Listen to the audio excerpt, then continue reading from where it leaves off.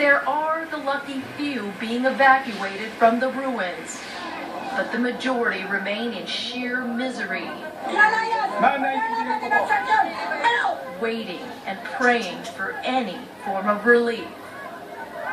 U.S. aircraft carrier and its support ships have cut short their port call here in Hong Kong. They are now on their way to the Philippines to help with relief efforts. Meanwhile, Chief Executive Leung Chun-ying says the SAR government will apply to the Legislative Council on Friday for funding to help the typhoon-ravaged country.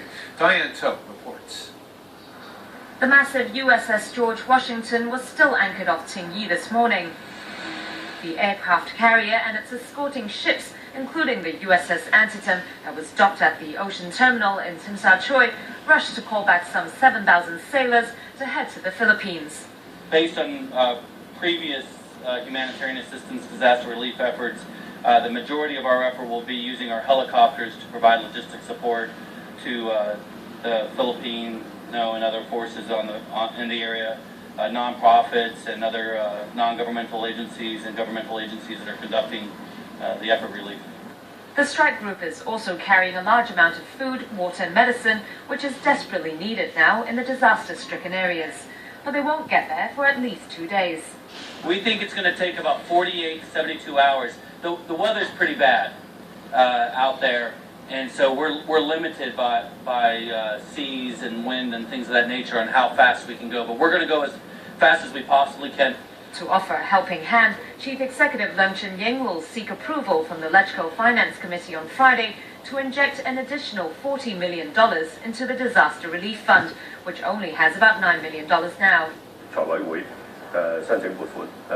Speaking before the weekly Executive Council meeting, Leung said the government's administration wing has already been contacting relief groups to see how much they need. The Salvation Army, which will be applying for government funding, says its teams working in the disaster zone are very concerned about the spread of diseases.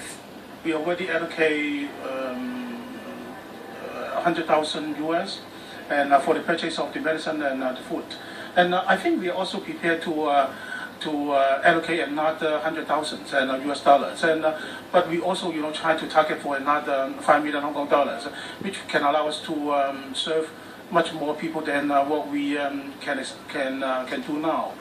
He called on the public to put aside all negative sentiments stemming from the 2010 Manila bus hostage tragedy and help those who are suffering from the typhoon devastation right now. Diane To, TVB News. That massive destruction in the Philippines is partly due to climate change.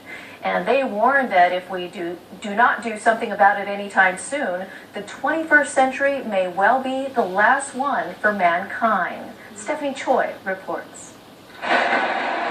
If you thought what happened to the Philippines over the past few days won't happen to you, think again.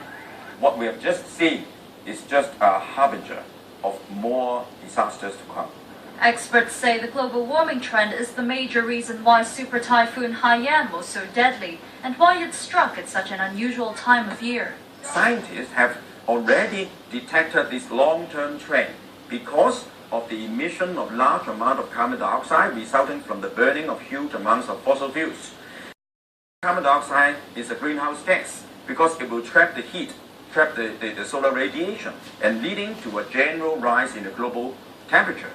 While climate change isn't new to most of us, it could be more urgent than expected. Scientists predict the average global temperature will rise by nearly 5 degrees Celsius by the end of the century if we do nothing to cut carbon dioxide emissions. If nothing is done about the situation, then the 21st century would very likely to be the last century for humankind. But right now, Hong Kong is ill-prepared for extreme weather, Lee says. And according to him, this is partly due to their unwillingness to face reality. Because we haven't experienced that kind of weather or a weather disaster before. And so we have sort of lowered our guard. So more public education is required. Although measures such as introducing a carbon tax can help cut carbon dioxide emissions,